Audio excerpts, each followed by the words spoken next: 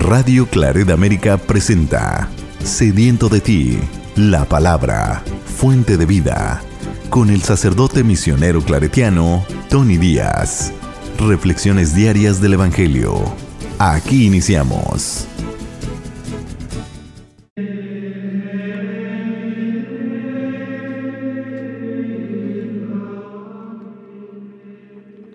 Bienvenidos, hermanos, a nuestras reflexiones bíblicas de las lecturas del día. Hoy es martes de la segunda semana del tiempo ordinario. La primera lectura de hoy viene del primer libro de Samuel, capítulo 16, versículos 1 al 13. En aquellos días dijo el Señor a Samuel: ¿Hasta cuándo vas a estar triste por Saúl? Yo ya lo rechacé y él no reinará más sobre Israel. Ve a la casa de Jesé en Belén, porque de entre sus hijos me he escogido un rey. Llena pues tu cuerno de aceite para ungirlo y vete. Pero Samuel le replicó: ¿Cómo voy a ir? Si Saúl se entera, me matará. El Señor le respondió: Lleva contigo una ternera y di: vengo a ofrecer un sacrificio al Señor. Invita a Jesé al sacrificio y yo te indicaré lo que has de hacer. Luego ungirás al que yo te señale. Hizo Samuel lo que el Señor le había dicho. Cuando llegó a Belén, los ancianos de la ciudad salieron a recibirlo, temerosos, y le preguntaron: ¿vienes en son de paz?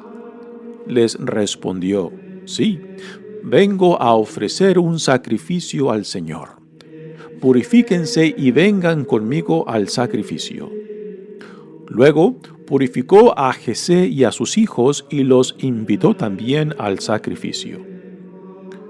Cuando se presentaron ante él, al ver a Eliab, el hijo mayor de Jesé, Samuel pensó: este es, sin duda, el que voy a ungir como rey. Pero el Señor le dijo: no te dejes impresionar por su aspecto ni por su gran estatura, pues yo lo he descartado, porque yo no juzgo como juzga el hombre. El hombre se fija en las apariencias, pero el Señor se fija en los corazones. Entonces Jesé llamó a su hijo Abinadab y lo hizo pasar ante Samuel, el cual le dijo: tampoco a éste lo ha escogido el Señor. Jesé hizo pasar a Samá, pero Samuel le dijo: a éste tampoco lo ha elegido el Señor. Así fueron pasando ante Samuel 7 de los hijos de Jesé, pero Samuel dijo: ninguno de estos es el elegido del Señor. Luego le preguntó a Jesé: ¿son estos todos tus hijos? Él le respondió: falta el más pequeño, que está cuidando el rebaño. Samuel le dijo: hazlo venir, porque no nos sentaremos a comer hasta que llegue.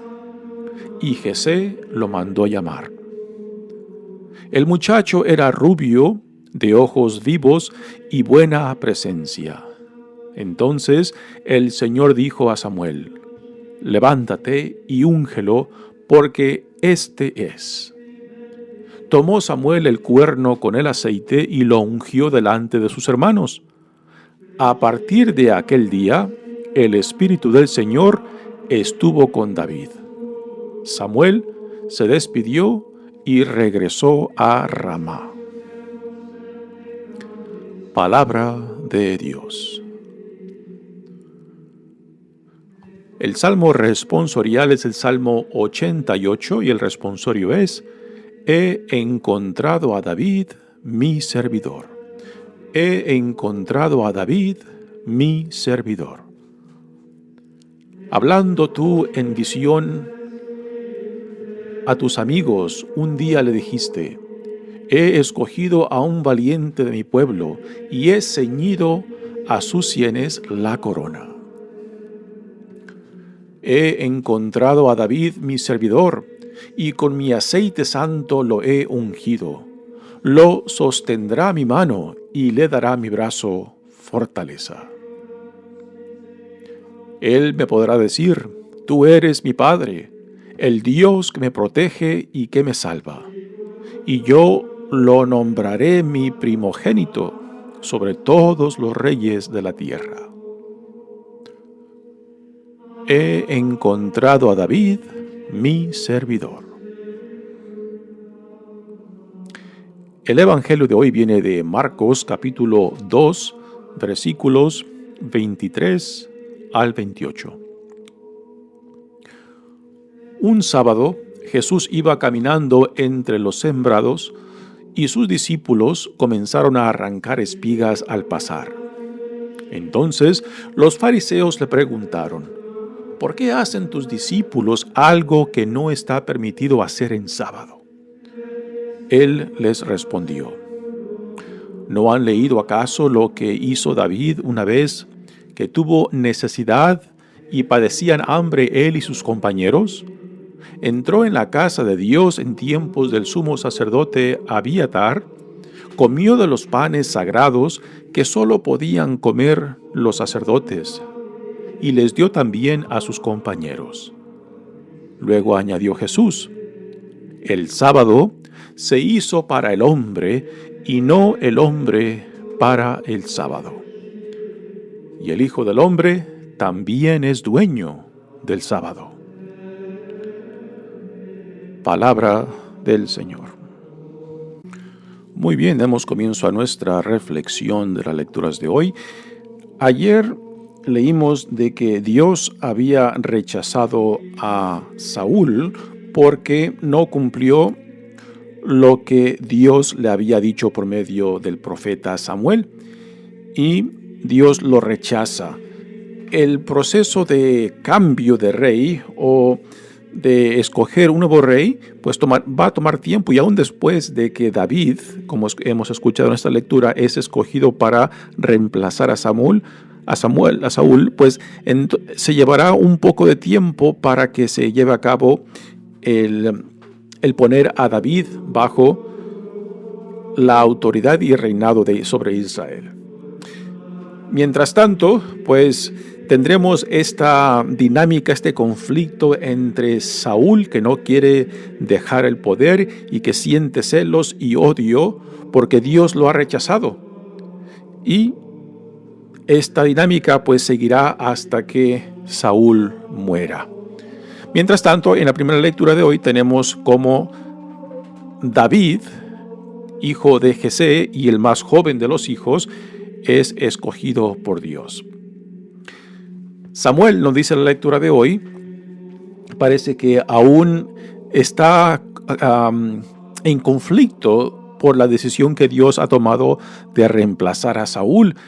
Y aunque los primeros versículos de esta primera lectura nos dice que Samuel está triste, quizás no está tan triste, quizás también esté con miedo porque no sabe cómo Saúl va a reaccionar, puesto que es de un temple emocional que no se puede predecir. Y así que Samuel teme cómo Saúl vaya a reaccionar. Mientras tanto, Dios le dice a Samuel: en aquellos días dijo el Señor a Samuel: ¿hasta cuándo vas a estar triste por Saúl? Yo ya lo rechacé y él no reinará más sobre Israel. Ve a la casa de Jesé en Belén, porque de entre sus hijos me he escogido un rey. Llena pues tu cuerno de aceite para ungirlo y vete. Así que el siguiente rey que reemplazará a Saúl vendrá de la casa de Jesé, que está en Belén. Aquí ya tenemos los principios también de la conexión que hay entre la casa de Jesé, de donde sale David, y después cómo llegamos a Jesús. Es en Belén donde Jesús nace, y es de la descendencia de David que los evangelistas Mateo y Lucas hacen de Jesús por medio de José hasta llegar hasta David, ¿no? Así que aquí tenemos esta conexión de cómo Jesús está conectado con la descendencia de David. Samuel es dirigido por Dios para que vaya a Belén, a la casa de Jesé, para que unja al que Dios ha escogido. Y aquí Dios le dice que lleve el cuerno con aceite, porque el aceite es lo que se utiliza para ungir a la persona, y este ritual de ungir es lo que determina el llamado que Dios ha hecho a tales personas. Nosotros también, cuando somos bautizados y confirmados, somos ungidos, y con esta unción pues también se nos da este llamado por Dios para ser instrumentos de Dios, para ser sus testigos ante el mundo de quiénes somos y de la vida a la cual somos llamados. Así que Samuel se pone en camino a Belén, pero aún teme de que si Saúl se entera el por qué va a Belén, porque Belén está dentro de la región de donde proviene Saúl, y Samuel pues tiene miedo de que Saúl se pueda enterar y lo pueda matar. Dice, pero Samuel le replicó, ¿cómo voy a ir? Si Saúl se entera, me matará. El Señor le respondió. Y aquí lo que Dios le responde a Samuel, según como nos los pone primer libro de Samuel, pues es interesante, porque Dios le dice a Samuel que no diga toda la verdad. Lo que Dios le dice a Samuel que diga son, digamos, parte de la verdad, pero no toda la verdad. Dice, lleva contigo una ternera y di, vengo a ofrecer un sacrificio al Señor. Invita a Jesé al sacrificio y yo te indicaré lo que has de hacer. Luego ungirás al que yo te señale. Así que Dios le dice qué es lo que tiene que decir Samuel para que Saúl no se entere de las verdaderas intenciones del por qué él va a Belén, a la casa de Jesé. Así que Dios mismo le dice a Samuel que no diga toda la verdad, simplemente que explique de que va ahí para ofrecer un sacrificio, cuando la verdad completa incluye el ungir a uno de los hijos de Jesé. Así que es interesante lo que Dios mismo le dice a Samuel de que no diga toda la verdad. Se hizo Samuel lo que el Señor le había dicho. Cuando llegó a Belén, los ancianos de la ciudad salieron a recibirlo temerosos y le preguntaron. Es interesante, los ancianos saben de que hay un conflicto entre Samuel, que es el portavoz de Dios, y lo que Dios le ha dicho a Saúl, que ya lo ha rechazado, y que por tanto se vive un tiempo de incertidumbre, de que quizás no sabe cómo Saúl va a reaccionar, y el pueblo mismo está temeroso de lo que Saúl puede hacer en venganza, quizás contra el portavoz de Dios, que es Samuel. Y así que cuando se enteran los ancianos que Samuel va a Belén, le preguntan, ¿a qué es lo que vienes? ¿Vienes con intenciones buenas o vienes con intenciones malas, ¿no? Y Samuel les dice lo que Dios le dijo. Sí, vengo a ofrecer un sacrificio al Señor, lo cual no es toda la verdad. Es parte de la verdad, pero no es toda la verdad, porque la verdad completa es de que también viene a ungir a uno de los hijos de Jesé. Así que es fascinante cómo Dios prepara a Samuel en lo que tiene que decir para que tanto Saúl como los ancianos de Belén pues no se asusten y no puedan recibirlo a él. Samuel les dice, purifíquense y vengan conmigo al sacrificio. Luego purificó a Jesé y a sus hijos y los invitó también al sacrificio. Así que solamente Samuel sabe las intenciones intenciones verdaderas el por qué se encuentra en Belén. Dice, cuando se presentaron ante él al ver a Eliab, el hijo mayor de Jesé, Samuel lo vio con apariencia de alto, quizás rubio y fuerte, y quizás pensando cómo Saúl fue escogido también por una apariencia de ser una persona imponente físicamente, pensó de que quizás este sería el elegido de Dios, y también porque es el mayor de los hijos, y es a los mayores a quien se les da la preferencia, por ejemplo, en la herencia, o a quien el padre le da su bendición, y por medio de quien se continúe la descendencia de esa familia. Pero es claro lo que Dios le dice aquí a Samuel, de que Dios no se deja llevar por las apariencias, sino por el corazón, ¿no? Y esto será algo que constantemente se repite en el Antiguo Testamento. Por ejemplo, entre los hijos de Isaac, en vez de que el hijo mayor fuera el hijo de la promesa, pues no, será el hijo menor, Jacob. También esto se repite cuando el Señor Dios escoge no a lo que la tradición dice que debe de ser, por ejemplo, la hija mayor la que se tiene que casar primero antes de que las más chicas.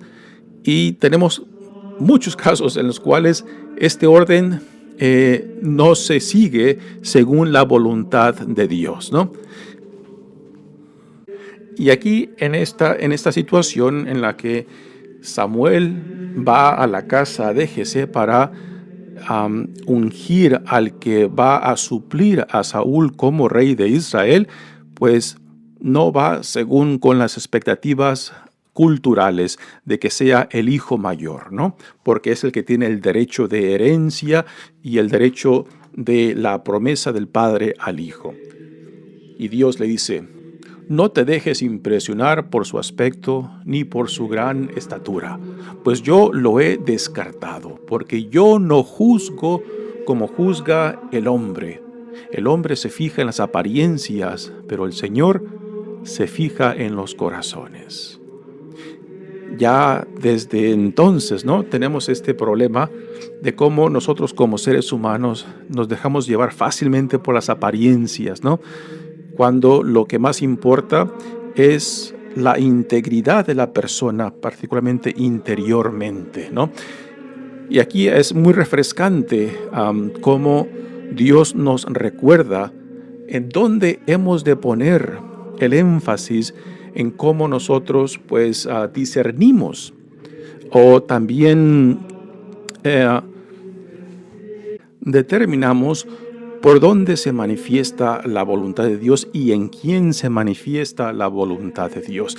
Y no es solamente por las apariencias, sino por la integridad o por el corazón de las personas. Y esto pues es un reto constante para nosotros porque tan fácilmente nos dejamos llevar por las apariencias. Y a últimas pues no hacemos justicia ni a Dios ni a las personas cuando por las apariencias decidimos y optamos y al hacer esto pues quedamos muy lejos de discernir cómo Dios se manifiesta entre nosotros y a lo que somos llamados. Dice, entonces Jesé llamó a su hijo Abinadab y lo hizo pasar ante Samuel, el cual le dijo, tampoco a este lo ha escogido el Señor. Jesé hizo pasar a Samá, pero Samuel le dijo, a este tampoco lo ha elegido el Señor. Y así fueron pasando ante Samuel 7 de los hijos de Jesé. Pero Samuel dijo, ninguno de estos es el elegido del Señor. Ya finalmente Samuel le pregunta a Jesé si estos son todos sus hijos. Y Jesé le dice que aún queda el más joven, que es David, que es un pastor que está con el rebaño. Y lo mandan llamar y llega finalmente David y en cuanto Samuel lo ve, Dios le dice, este es. El muchacho era rubio, de ojos vivos y buena presencia. Entonces el Señor dijo a Samuel: levántate y úngelo, porque este es. Tomó Samuel el cuerno con el aceite y lo ungió delante de sus hermanos. Esto es una situación muy interesante, porque Dios escoge al más pequeño de los hermanos, y esto va a crear una situación de envidia y también pues de quizás de malos sentimientos entre sus hermanos, porque la tradición y la cultura dice que tiene que ser el hijo mayor quien reciba esa preferencia de autoridad, de liderazgo, ¿no? Pero aquí la voluntad de Dios es muy diferente, y en presencia de los hermanos, pues Dios escoge. Esto nos ha de recordar, por ejemplo, cómo Dios escogió a José entre los hijos de Jacob, que siendo uno de los más jóvenes, más pequeños, pues por encima de los otros hermanos, ¿no? Y cuando Dios puso su predilección sobre José, pues surgió esta dinámica de conflicto entre los hermanos, que odiaban a José porque su padre Jacob tenía cierta predilección por ellos, y fue Dios quien también utilizó a José para salvar a la misma familia de Jacob cuando tuvieron que irse a Egipto para buscar alimentos, cuando vivían esa sequía y hambre en la tierra de Israel. Así que Dios ve los corazones y no ve las apariencias. Y a últimas, nosotros tenemos que hacer la paz con esto, que la forma de ver de Dios no es la nuestra. Pero por tanto, hemos de aprender cómo Dios ve, cómo Dios discierne, cómo Dios juzga, ¿no? Y de esto, pues, cae sobre nosotros, recae sobre nosotros, para que actuemos según como Dios actúa y no simplemente dejarnos llevar por las apariencias. La lectura termina diciendo que a partir de aquel día el Espíritu del Señor estuvo con David. Y sí, desde este punto en adelante, en los libros de Samuel 1 y 2, veremos cómo David empieza a desenvolverse, empieza a crecer y a madurar, y cómo se convertirá en uno de los héroes de Israel, particularmente cuando combate contra Goliat, el gigante, y lo derrota. Y esto pues enfurece a Saúl, pero empieza ahí ya a engrandecer David, porque el Espíritu del Señor está con él y lo va formando y lo va preparando para el llamado de reemplazar a Saúl como rey de Israel. Pasemos ahora al Evangelio de hoy. Continuamos leyendo el Evangelio de Marcos, y aquí tenemos un tercer conflicto de Jesús con los líderes de la comunidad judía. Ya el simple hecho de cómo empieza este Evangelio ya nos prepara para la escena que va a ser conflictiva, cuando este Evangelio de hoy abre con las palabras un sábado, ¿no? Y ya al escuchar eso ya podemos esperar de qué es lo que viene después. Una escena de conflicto por la cuestión del sábado y las prescripciones que la ley tenía en torno a lo que se permitía y no lo que se permitía dentro del guardar el sábado. Jesús iba caminando entre los sembrados y sus discípulos comenzaron a arrancar espigas al pasar. Es muy probable de que Jesús esté en las cercanías del pueblo, porque las prescripciones del sábado decía de que no podía una persona caminar muy lejos. Creo que eran 2/3 de una milla, el límite máximo para caminar durante el tiempo del sábado. Así que es muy probable que esté en las cercanías de un pueblo. Y porque están cerca de un pueblo, es por eso que los maestros de la ley y quizás fariseos los vieron caminar y vieron lo que los discípulos, no Jesús, los discípulos estaban haciendo mientras cruzaban por el campo de trigo. Y empezaron, dice entonces, los fariseos le preguntaron: ¿por qué hacen tus discípulos algo que no están permitido hacer en sábado? Los discípulos, al cruzar por el sembradío, iban arrancando espigas. La ley daba permiso de cortar espigas para calmar el hambre. Esto la ley lo aceptaba y no lo veía como un robo. Pero lo que los fariseos rechazan y acusan a los discípulos de Jesús de que están rompiendo la prescripción del sábado es porque esa acción de ir arrancando espigas es una acción de cosecha. No se les acusa de que están robando el trigo, sino de que están cosechando. Y la acción de cosechar es lo que rompe la ley del sábado.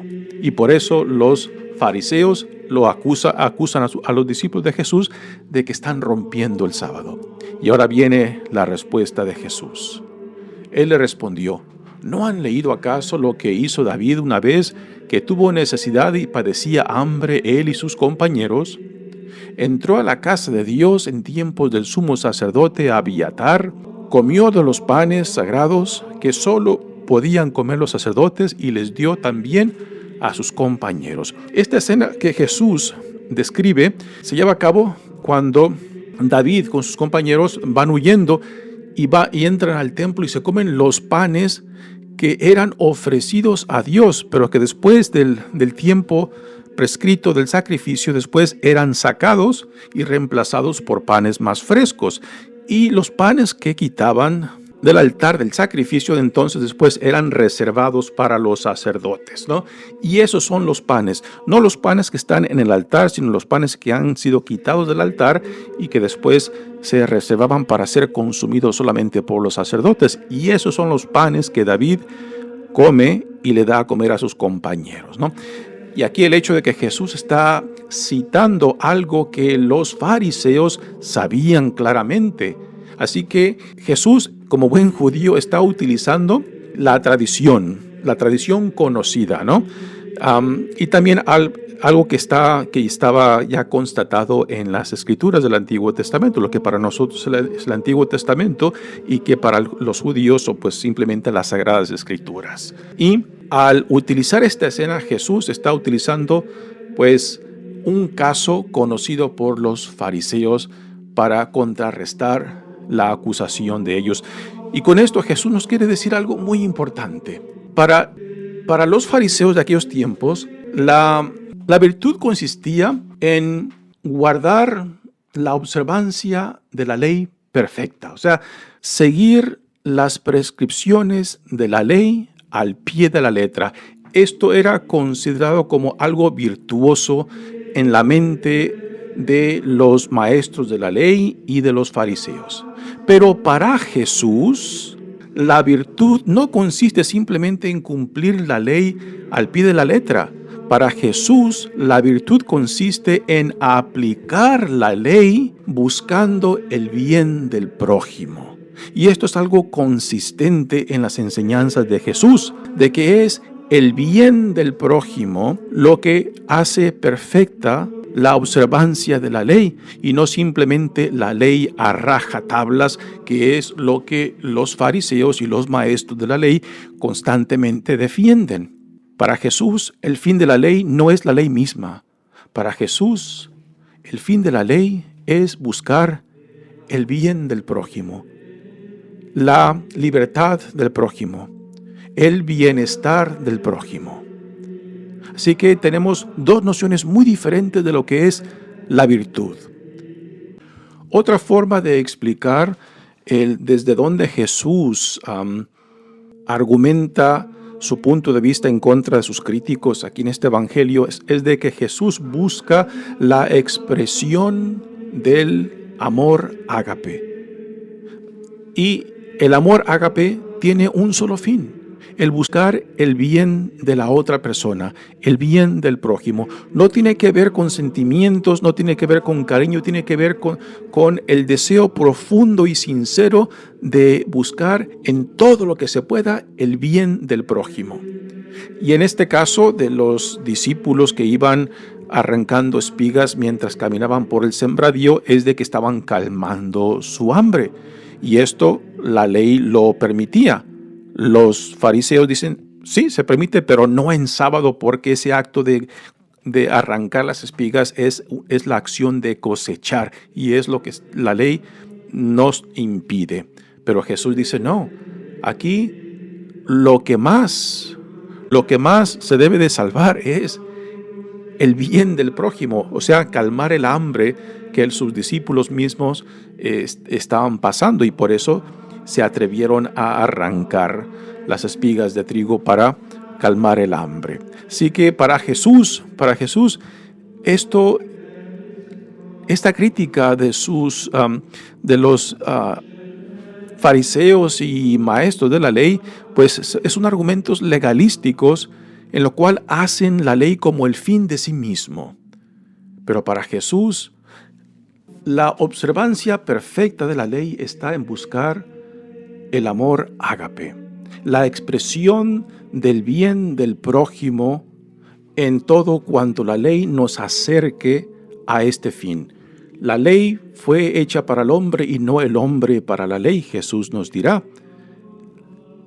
El segundo punto que Jesús defiende es de que el Hijo del Hombre, el Hijo de Dios, no está sujeto a las limitaciones de la ley. Y este será un punto, pues, que los fariseos y los maestros de la ley simplemente no aceptarán, porque no aceptan a Jesús como el Hijo de Dios, como el Mesías, y que por tanto, pues, van a rechazar rotundamente este segundo argumento de Jesús.